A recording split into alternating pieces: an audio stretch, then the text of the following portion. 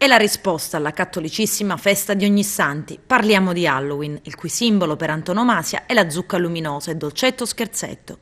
Il tipico detto tradizionale che vede i bambini travestiti da scheletri o vampiri bussare alle porte di tutte le famiglie per chiedere i dolciumi.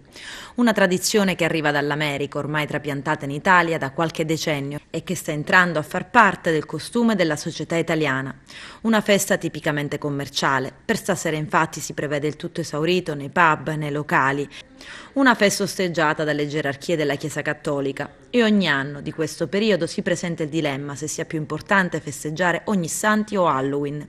Per i cattolici la festa non ha nulla a che vedere con la visione cristiana della vita e della morte e il fatto che si tenga in prossimità delle feste dei santi e del suffragio dei defunti rischia sul piano educativo di snaturare il messaggio spirituale, religioso, umano e sociale. La leggenda originaria di Halloween narra che gli spiriti dei defunti tornassero proprio la notte del 31 ottobre in cerca di un corpo da possedere per l'anno successivo.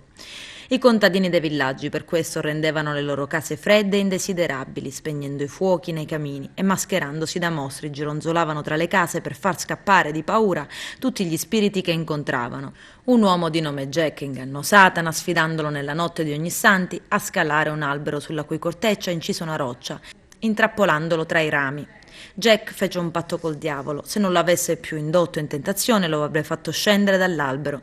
Alla morte di Jack, continua la leggenda, gli venne impedito di entrare in paradiso a causa della cattiva condotta avuta in vita, ma gli venne negato l'ingresso anche all'inferno perché aveva ingannato il diavolo. Allora Jack fu donato un piccolo lume per schiarire le tenebre che lo circondavano.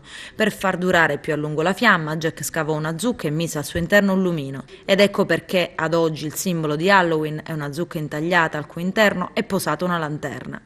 Quindi questa notte tutti con le lanterne accese davanti alle case, al riparo visto la pioggia, anche se magari al posto dei dolcetti si offriranno frutta marturana e pupi di zucchero, tradizionali dolci siciliani.